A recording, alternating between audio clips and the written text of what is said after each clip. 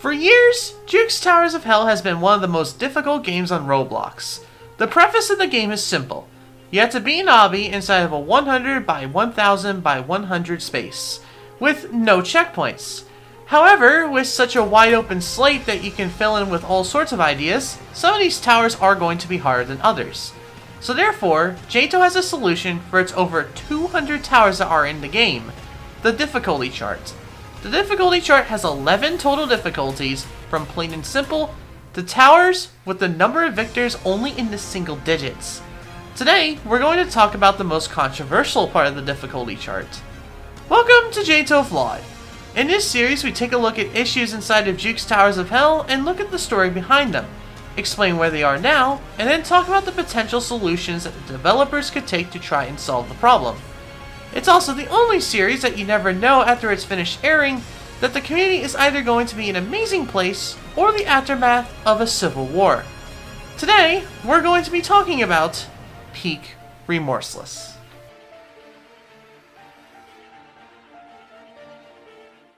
For those of you who aren't fully up to speed, the difficulty chart in Juke's Towers of Hell may be a little bit confusing to understand, so allow me to try and explain it as best as possible. For the first 7 difficulties, there's nothing really important to talk about. They're just normal difficulties. However, the top 4 difficulties in the difficulty chart get very special treatment. This is the quadrilogy of the soul-crushing difficulties. These towers are the hardest towers in the game. They are not required to progress throughout the game, and are fully optional challenges for those who wish to take them head on. Except in very rare scenarios, there are only allowed to be a maximum of 2 soul-crushing towers per area. Even then, not all difficulties are allowed to be used. Specific difficulties are selected, based on how far the area is to the end of that world. If an area is near the end, they are going to have harder soul-crushing towers. If it's the start of a new world, they'll leave it at one insane slot and end it there. There are never 2 towers of the same soul-crushing difficulty in main JToH areas under normal circumstances. This leaves with a very heated competition to take these very hard to get slots, which there are very few of. Slowly throughout time, soul-crushing towers have been given more and more special one-off perks and different things that only soul-crushing towers have. This is a very important thing to understand throughout this video. The first privileges that soul-crushing towers were given was the ability to be in hiding spots. All soul-crushing towers, excluding some in Ring 9, are hidden in spots that you have to find yourself if you wish to gain access to them. For example, for Thanos Tower, you need to grab a special key to open up the vent to enter the portal room. Secondly, all soul-crushing towers had vertical mobility and boost item barriers. This means that you cannot use items that give you massive advantages to go ahead and beat these towers. While these came in really early 2020 and weren't given right away, for simplicity I'm going to say it now. I'm talking about global win messages. When you beat a normal tower in JToH, a message appears in chat giving the same color as the difficulty to those who are in your server, with the tower time and name. Soul-crushing towers, however, display to all servers.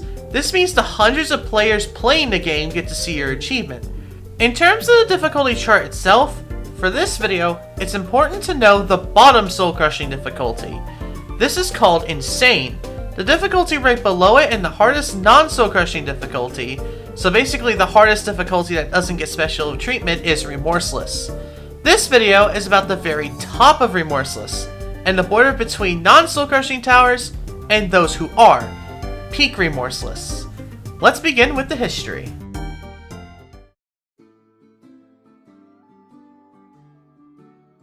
Due to the ways that soul-crushing towers get treated, when any non-soul-crushing tower gets moved up to insane difficulty, it's always a mess. And the first time that this happened was 3 separate towers at the same exact time.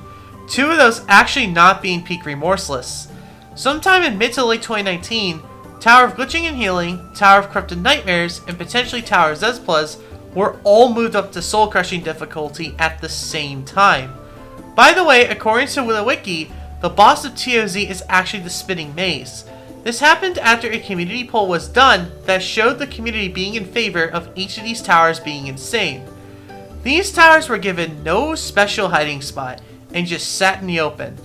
In the end, both TOZ and TOCN were moved down to Remorseless.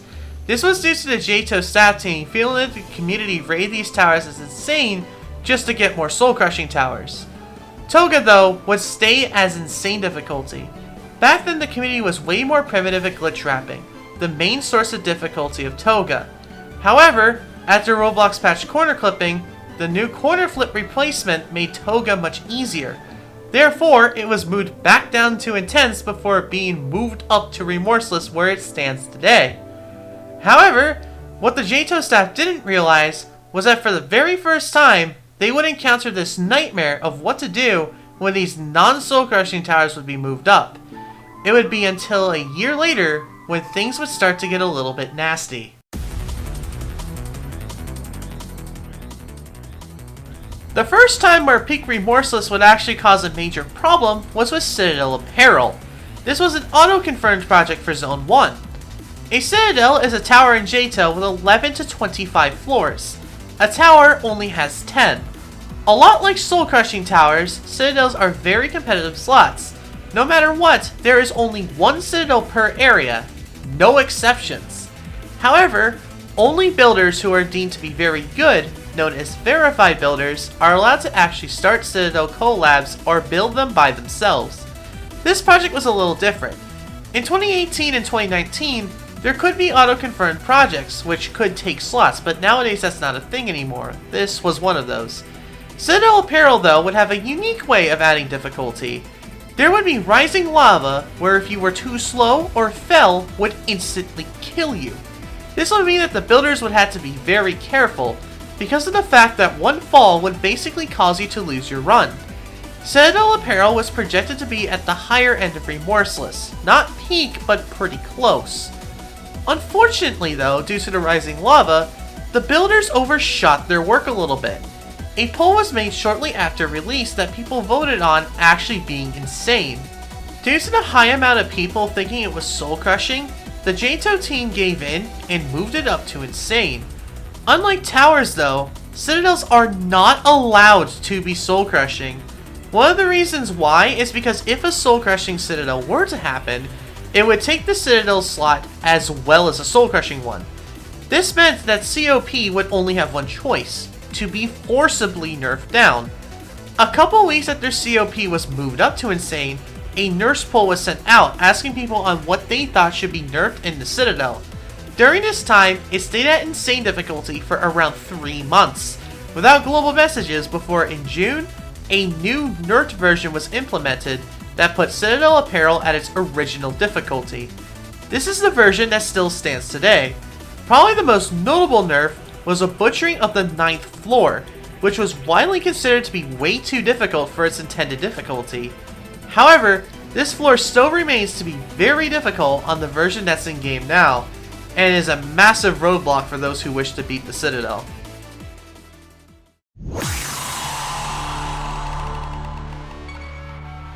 When Ring 7 was released in January 2020, they would get a Peak Remorseless tower, Tower of Extreme Hell.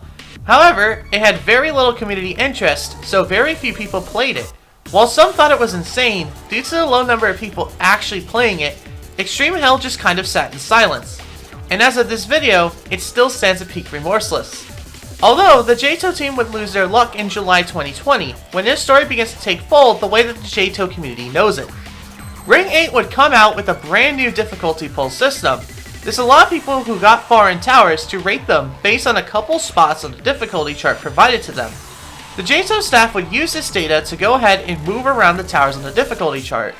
This time, there would be a Peak Remorseless tower again, Tower of Suffering Outside, which would prove to be a massive nightmare. Before the ring was even released and was in bug testing, the JToH staff noticed a problem. Toso was way more difficult than they initially thought. So, a special staff-only poll was made, and for the very first time would ask a question that would plague the JToH community for a very long time. Is Toso remorseless or insane? Unlike Citadel Apparel, where there was only one choice due to rules saying that soul-crushing citadels are not permitted, Toso would be put in a more tricky spot due to gray areas. If the JToH team did call Toso insane, they would make Ring 8 have 3 soul-crushing towers. At this period in time though, it wasn't that big of an issue. While every area in JToH had 2 soul crushings in it, there was no rule saying it's not allowed for there to be more. Also at this period of time, it wasn't a rule that every soul crushing tower needed to have a hidden portal room. The JToH team made a verdict. Ring 8 would be the first area with 3 soul crushings. Toso was moved up to insane difficulty on July 3rd, 2020. For the very first time in this game's history, there would be 3 soul crushing towers inside of an area. 5 days later, on July 8th, Ring 8 would release with Toso being a tertiary SC. This isn't where the story ends. The tower's creator, Azza, did not want Toso to be a soul crushing tower. Azza was adamant for Toso to be the hardest non-soul crushing in the game, and wanted it to be right on the border. 10 days later, Azza would pull a very bold move. He requested to remove Toso from the game. Azza said it was unlikely for the tower to ever return. However, he would nerf the tower down and resend it to Ring 8. A month later, on August 30th, Toso would be back in JToH again. It didn't solve anything. Lots of people felt like it was barely nerfed, and it felt like it wasn't remorseless at all, not even close. Most people placed their estimates at mid-insane. Due to Azza's standing being very adamant about Toso being remorseless, Toso's difficulty became a massive controversy in the community. Despite most thinking it's soul-crushing, it remained where Azza wanted it to be, peak remorseless. However, this didn't prevent the community from arguing about Toso's difficulty. It would be a very common controversial conversation inside the JToH community, and would challenge the difficulty chart. Should the community's opinion be taken into consideration, or the tower's creator? What made it worse is people knew if Toso got moved up again, that the tower could flat out just permanently be removed. While this was an argument that happened for a couple months, before the JToH community knew it, Zone 4 was around the corner, and it would not have 1, not 2, but 3 towers that were on this border region.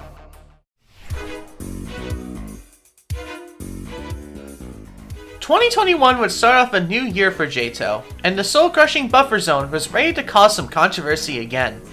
Zone 4 would have 3 towers that would sit on this border. Tower Tornado Behemoths and Citadel Quadrilaterals were peak Remorseless, and Tower of Inevitable Failure would sit at the very bottom of the insane difficulty. Once again, the difficulty pulls were back. But this time, some of the community was trying to outsmart the system. People believed that JToH was in fact not soul-crushing, and was supposed to be remorseless. For the first time, the community actually wanted to put down a soul-crushing tower. If this were to happen, this would mean that the portal room for JToH would be removed, as now, those were required for all the soul-crushings. This would move towers like Thanos Tower to their spots we know today. But, soul-crushing towers in September were given a new specialty to separate them apart from the rest of the game. All soul crushings would now be given special win rooms as well. This would mean that there would be contests for some of the towers to get them, while others that built those towers just built them themselves. JToH would have to give up its win room as well if it was moved down. So, to recap, what soul crushing towers have that normal ones don't are portal and rune rooms, global win messages, and boost item barriers. However, it wasn't that they wanted to strip JToH of its soul crushing status either. They wanted to put Tower Tornado Behemoths, which was supposed to be peak Remorseless, to replace JToH's spot as the soul crushing. This movement failed, however, as JToH's voting booth had no Remorseless option, meaning that unless the community unanimously agreed, it wasn't going anywhere. Tower Tornado Behemoths would be equipped with an insane difficulty option though. Zone 4 also had another weird situation. The Citadel, which is known as Citadel Quadrilaterals, mainly known for its funny acronym, COQ was a citadel that was made with hatred, and was meant to be a frustrating experience. So due to that, COQ was made as hard as allowed, peak Remorseless, and was also really punishing.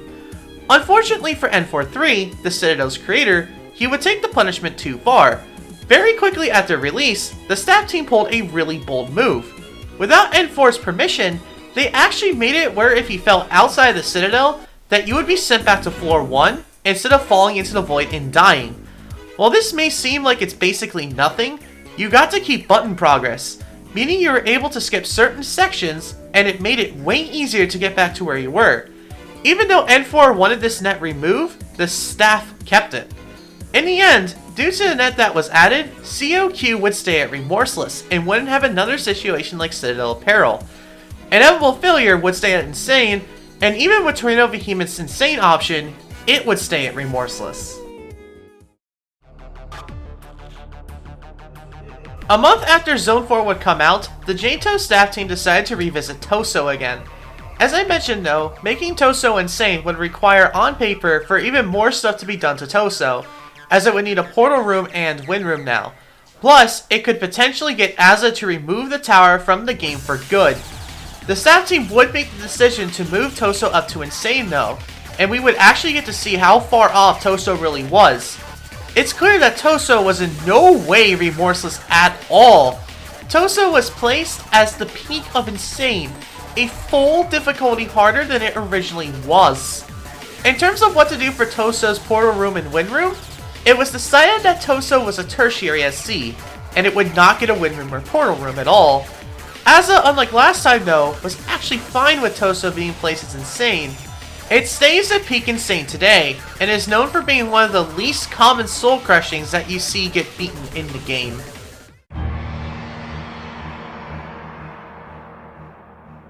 Just a little after Zone 4's difficulty polls came to an end, it was time to get to work on the final ring of the Great Inferno.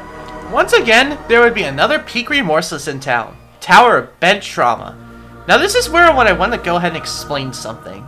You may be wondering, with how many problems peak Remorseless towers have given the JToH staff, why did they keep putting them in the game? Well, when it came to Ring 9, for two reasons. Firstly, because there were no other choices. With COQ for Zone 4, it was the only Citadel on the whitelist, and for the other Remorseless towers, there were not any alternatives that met JToH's harsh standards. So for Zone 4 and Ring 9, they had no choice at all. In fact, most of the time they have no choice at all. Secondly, Ring 9 was a special ring. This was a soul-crushing ring. Due to Ring 9 being the final ring of World 1, the Great Inferno, it was given this special status. This meant that for the only time, and likely for a long time in this game's history, soul-crushing towers were pretty much treated as just normal towers, with some asterisks.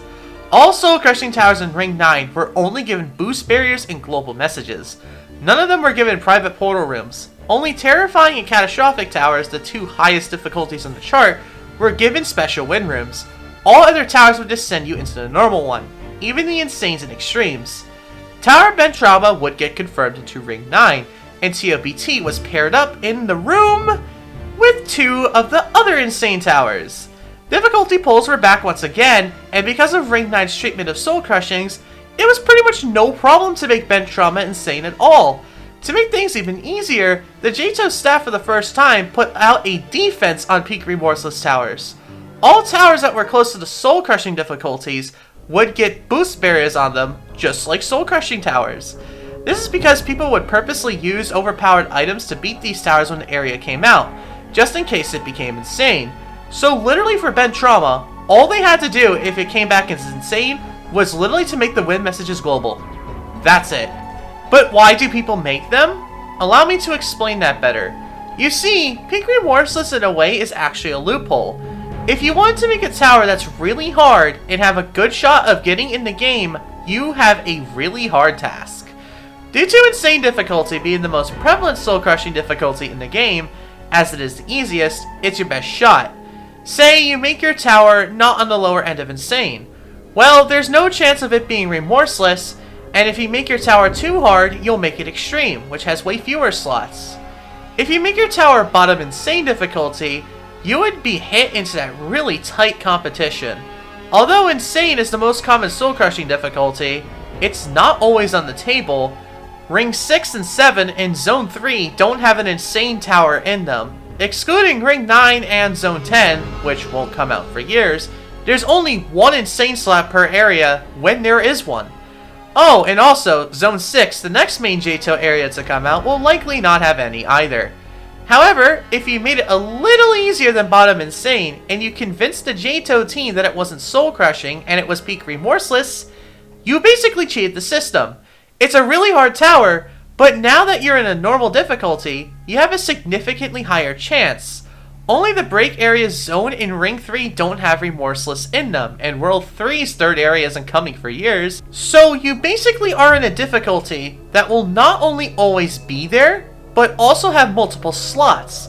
It's for this reason that there is such an influx of peak Remorseless towers.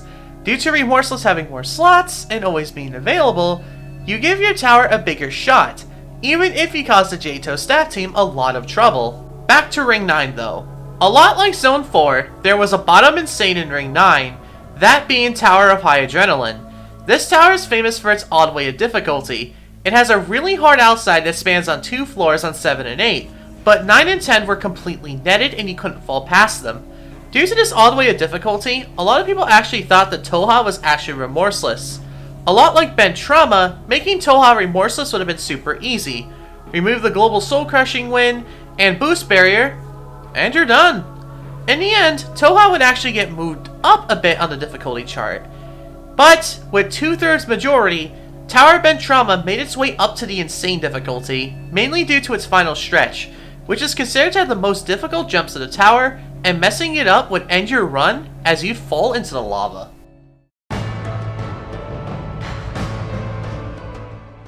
Just like Citadel Apparel, this was another auto-confirmed project for JToH that was confirmed in 2019.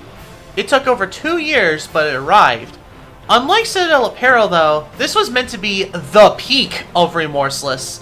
This Citadel also has 25 floors, and was the longest thing in the game at the time of release. Getting the Citadel into its intended spot was not going to be an easy task at all. During testing, all the curators thought that the Citadel was way too hard, so even before they released the Citadel for the public, they had to go through the Citadel and nerf it down. On release, they still had issues with the Citadel's difficulty. On floor 10 outside, you're able to make a choice. Continue through the Citadel, or you can do an extra section to get a button that makes it so if you fall outside, you don't have to reset your run. Basically, everyone takes this route. This would open up a teleporter at the bottom of the Citadel. The first time you used it would take you back to floor 10's outside part. However, subsequent fails would send you back to floor 6. Very quickly after release, this switch changed, sending you from floor 6 all the way up to the start of 10. Now if you fell below 10, you could fall down to the bottom and just get teleported up there. This seems like a major nerf, however this Citadel is inspired by Citadel laptop splitting, where the second half is significantly harder than the first. So all this did was get rid of you having to do the easier floors after doing them once. Difficulty pulls for cows were also back in action again, and for cows they did have insane options. Despite the nerfs before release and the teleporter one, people still complained about the Citadel being too difficult. The main complaint was floor 23 outside. This part near the end of the Citadel was insanely difficult, and it was near the end of it where people were falling. If you weren't quick enough to realize you messed up, you wouldn't be able to land on anything and get sent back to floor 10 again. Floor 22 to 25 were the hardest floors of the Citadel, and without a doubt were soul crushing. However, there was a net on 21, and still is, that you can land on, which makes falling inside the Citadel completely harmless. 23 outside was just really hard, and screwing it up could ruin your entire run. Before this section as well, there is 19 outside. If you fall this part anywhere, you are sent back to 10 again. So having to do 23 outside after all of that, and cows being the longest Citadel in the game, just sent many people into believing that there was no way that cows was remorseless at all. While the official results of these polls were never said publicly, this caused a third wave of nerfs to be down to cows again. A whole list of nerfs was never released to the public, but the main one to talk about was 23 outside. It was absolutely butchered, and now is way easier than it used to be. This is the version of cows that is in the game today, and, officially at least, is where it's intended to be. The very peak of the Remorseless difficulty. Any tower that is harder than it is insane, and anything easier sits in the Remorseless difficulty.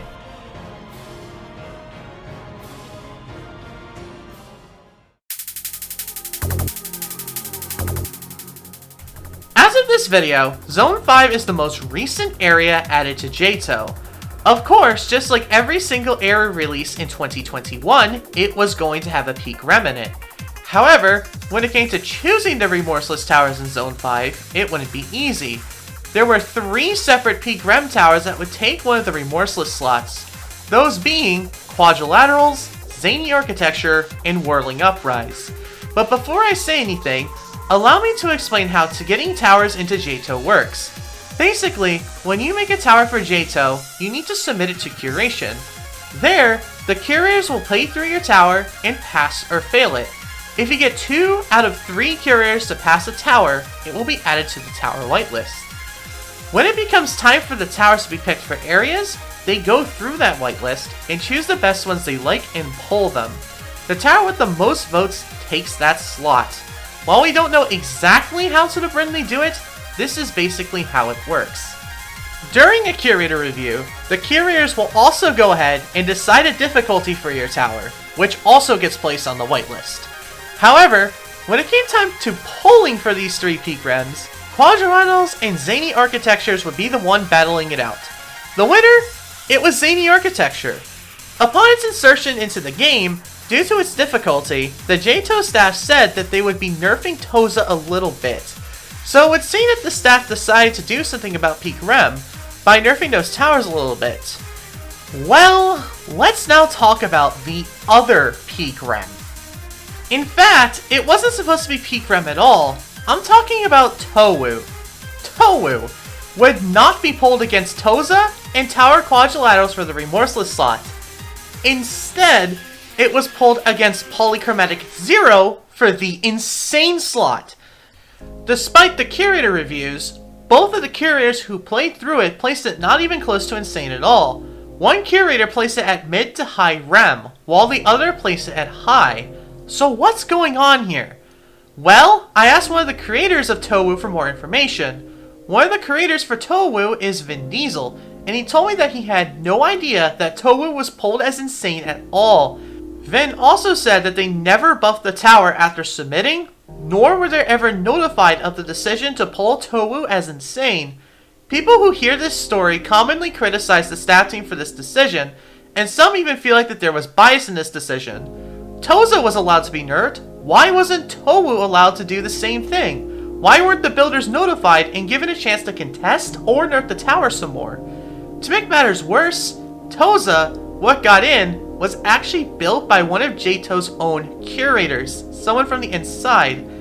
The only reason why I think Tohu being pulled as Insane happened is because the staff did not want to auto-confirm Polychromatic 0. There wasn't any other choice for the Insane slot for Zone 5, so without having Tohu as a pawn, it would have been auto-confirmed. So they could have done this, just so they didn't have to auto-confirm TOPZ. I attempted to reach out to the JToH staff team to hear their side of the story, however they never came back to me at all. Due to Rule 22 that dictates usage of materials for JToH towers, and the fact that the main person behind Tohu doesn't like the tower anymore, Tohu will never have a chance to be pulled for future zones. For the exact same zone, 2 separate things were done to these peak rem towers. So it seems that not even the staff team have a consensus on how peak rem should be handled. But how is peak rem today? Where is the consensus on everything? How do old decisions on the placements of towers line up?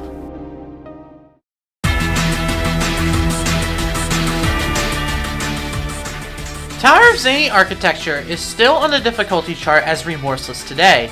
However, there were no difficulty polls for Zone 5. Difficulty polls were officially discontinued after Citadel Wacky Strategy. There is a decent chunk of people who do think Toza is insane, but it isn't enough to make the staff team budge. Despite many towers actually being called and placed as peak rem, most of them are actually high peak rem on the chart, which is a tad bit below. The official peak of Remorseless though is Citadel Wacky Strategy. This Citadel is as hard as a non-soul crushing is allowed to be. If anything is harder than cows, it is soul crushing. So I decided to go ahead and see what the community thought about that. I decided to ask my fans a community post with some polls. The first poll I sent was with 5 insane towers that were very close to the border with Remorseless. I asked what they thought was the hardest of these 5. Inevitable Failure won by a landslide with 45% of the votes. Bed Trauma and High Adrenaline were very close second and third place. Then I made 3 separate polls, comparing each of the top 3 with cows. I asked the victors of both cows and the other 3 towers to go ahead and go to those poll links and vote. Cows smashed JToH, and bench trauma, with cows being agreed by 2/3 to be harder than the towers that are actually soul crushing. However, it didn't win against JToH, with almost 50-50 on the votes with it. Now, this is a severely flawed poll. First of all, I cannot guarantee that the people who have voted have beaten these towers. This means people just use word of mouth to choose their decisions, which is not what I was looking for, even though I explicitly asked for victors only. Second, this poll is from a couple months ago. I posted this back in October, so this information may be outdated. Another issue is the fact that a good portion of those who have beaten cows did it when it was harder. In this picture, the white line separates the two main versions of cows. The first nerf of the teleporter was done the day of release and has a few victors. These people are using the incorrect version of cows in their consensus. Lastly is a flaw that is unfixable, the JToH difficulty chart itself. In the case of bench trauma and cows, I am comparing a really short tower with a very lengthy citadel. Some people may feel that TOBT is super hard because it's shorter and more punishing. The raw gameplay is more difficult, but you're doing less of it. Cows is the second longest citadel in the game today, behind Citadel Heights and Depths. Adamir's guide on cows is 40 minutes long. His bench trauma guide, just 8.5. So people may get the incorrect assumption that cows is more difficult because it's long, even though that on 21 to 25, where the floors are super hard, on the inside excluding the outside parts is a nice net waiting for you. Another game that a lot of JToH players are familiar with is Geometry Dash. Comparing VSC, a 17-second level, with a 1-minute 10-second level Slaughterhouse is just considered to be an impossible task. Not only because of nobody in that game beating both of these levels, but simply because their skill sets and whatnot are completely different. JToH is trying to do this very thing that Geometry Dash just brushes off to the side. It's not fair to compare these games. I am just trying to give you a basic idea, and what I am trying to say here is a very vague and basic idea. It's just meant to show you what the community thinks of cows' difficulty. Because of the length of towers and whatnot, it can cause people to very incorrectly misunderstand the difficulty of towers. I even fall for this sometimes. So in this case, it depends on how you see it. If you are a cows victor and voted in these polls, do you think it's insane because it's lengthy? Or genuinely feel like it is harder than the insane that was compared? Despite its safety nets, if you are an old cows victor, 423 outside is significantly easier now. This flaw isn't a matter of, should we take length into consideration, or should we take the community view, despite people potentially having a wrong view of the difficulty based on length. It's a very complicated problem, and I am just trying to give a basic idea for those who aren't good enough at the game to be able to play these towers, or those who haven't even played them before. While we do not know for sure, Zone 6 might be around the corner soon. As of me writing this script, submissions for the next area of JToH, Garden of Ishal, are being reviewed. And they are done reviewing up to hard difficulty from my understanding. So this means that maybe after they're done judging, they'll clean out the tower submissions and get ready for Zone 6. One massive problem. It is significantly likely that Zone 6 will not have an insane difficulty slot, meaning those unfortunate peak rems that could be considered insane will have zero chance at all of getting into Zone 6. And with the staff doing two separate things for two different peak rems in Zone 5, it may be a good idea for the staff team to sit down and consider their choices to prevent situations like this in the future.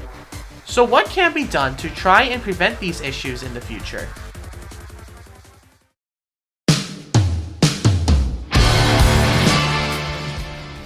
In this part of the video, I go ahead and now take a look at a bunch of different solutions that the staff team can do. I will try to present these ideas without any bias at all, and I will be putting forward solutions and ideas that I personally do not agree with at all. I will try to as well explain the pros and cons of each one so that you can understand it the best as possible. Because I share more pros than cons and vice versa for different solutions, doesn't mean that I am for that side, but because there isn't enough to talk about, or I just don't know what else to say about it.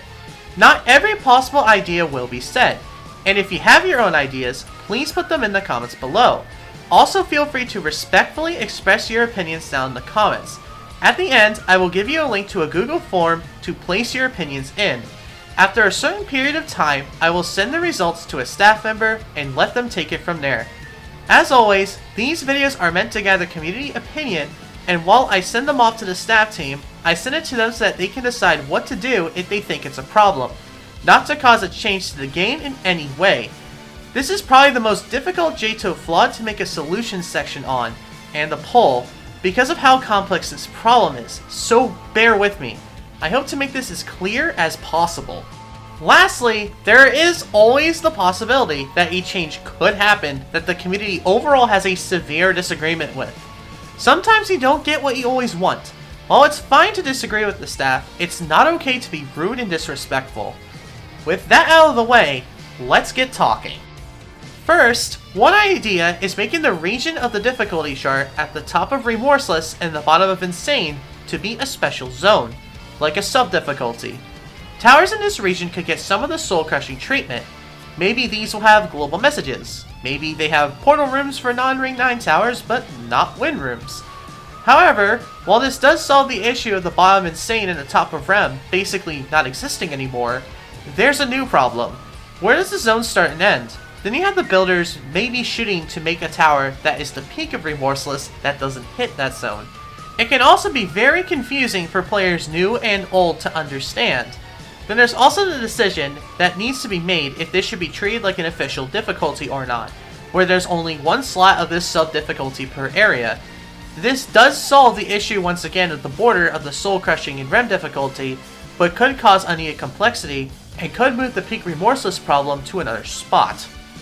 Alternatively to this idea, as a partial insertion of the sub-difficulty, they could instead extend Kaos' portal gradient to all the towers on the border of Remorseless and Insane. For those of you who do not know, Kaos' portal actually has a little bit of Insane on it at the top.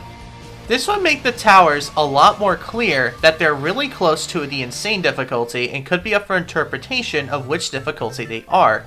While this likely won't fix arguments in the community, it will at least make it a lot more clear to the player that that tower is really close to a difficulty border. This is basically an extra formality to express where the tower is on the chart officially. One thing you may not know is that the staff team originally were actually in a way trying to solve this problem. Back in June, the staff team were going through all the areas and changing the difficulty chart up. Ring 1 hadn't had its difficulties reassessed in just shy of 3 years, so they went through and reassigned everything again. For some reason though, they finished Ring 3's and just stopped. If this was given a reboot, they would not only fix the towers that are in this gray area and get moved around, they would also go ahead and give the entire game's difficulty chart a fresh coat of paint. However, the brigade went through Ring 2 with Kaos' current version, and concluded that it still was remorseless, despite some people in the community thinking that Kaos is insane. While it would give the difficulty chart a nice coat of paint if completed, it would waste time that staff could be working on bug testing when GOE is ready and other stuff. It's a matter of, do you think that this is that big of an issue that is worth putting away areas for a little bit of time to try and fix? Another thing to consider that I will have a choice for in the poll is to make the JToH staff restart again from the beginning or at Ring 2 so that they could reassess Kaos again. Speaking of Kaos, since it's supposed to be the peak of Remorseless, should Citadel of Wacky Strategy receive a 4th wave of nerfs? Doing this would make it easier, therefore less controversial on the status of the difficulty chart.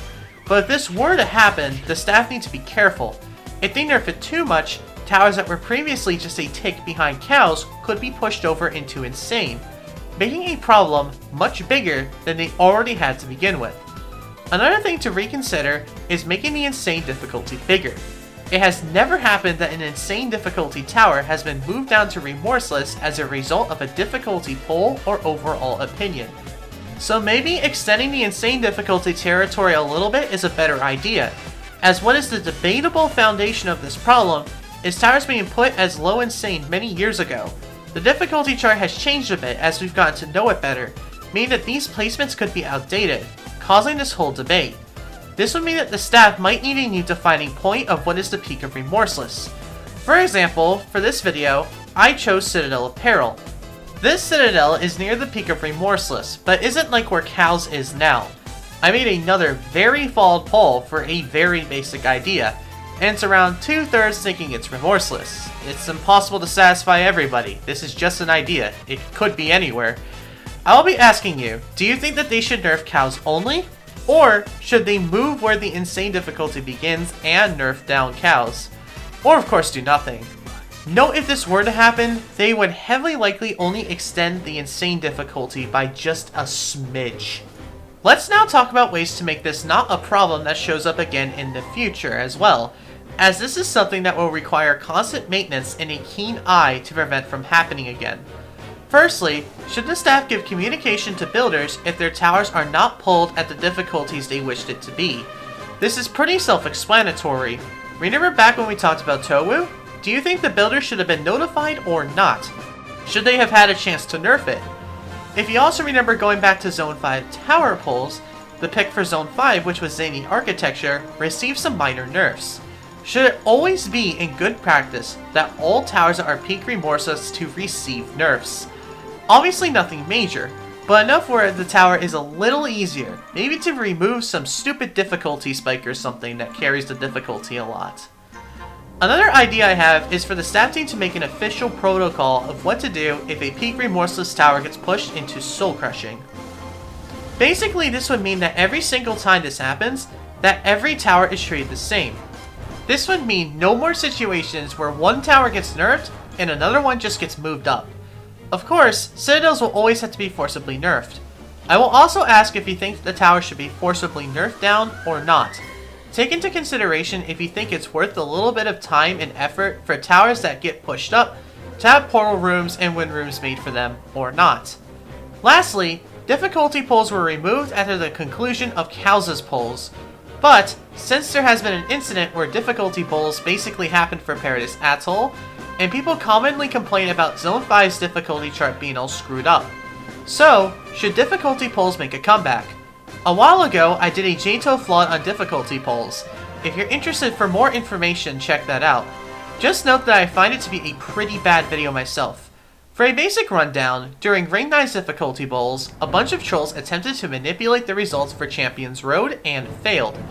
Due to some other events that happened, some other towers got results which were not received very well.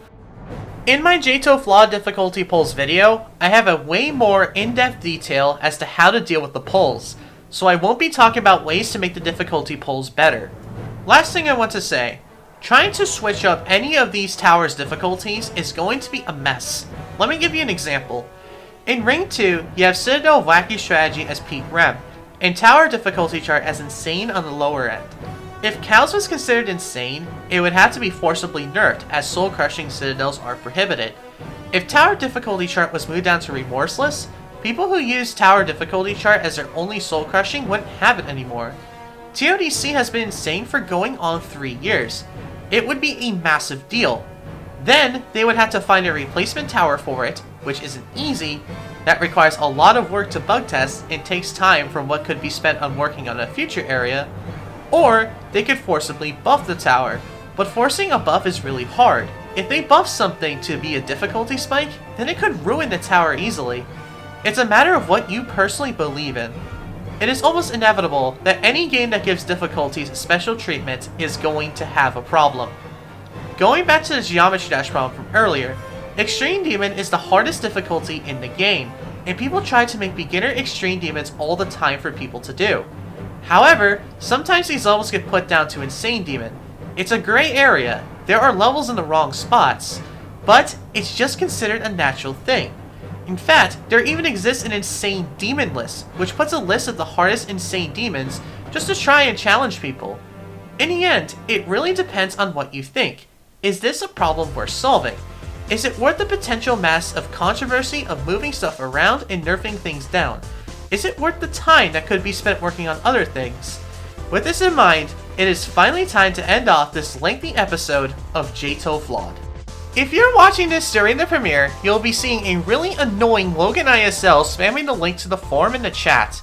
There's also the link at the top of the description as well. Or, if you're a madman, here's the link. Type it in yourself. Have fun! There, you can fill out the form. After a bit, I will announce the results on the community tab, but the poll is always open. Thank you Adamir for making the transition pictures in this video, as well as making the thumbnail, My name is Logan ISL, and thank you for watching. Thank you to all of my members who spend $2 a month or more on some special perks. I really hope you enjoyed this installment of JToH Flawed. I know it's been a while, and it will likely be a while before the next one. Once again, thank you for watching, and have a good rest of your day. See you next time. Bye bye.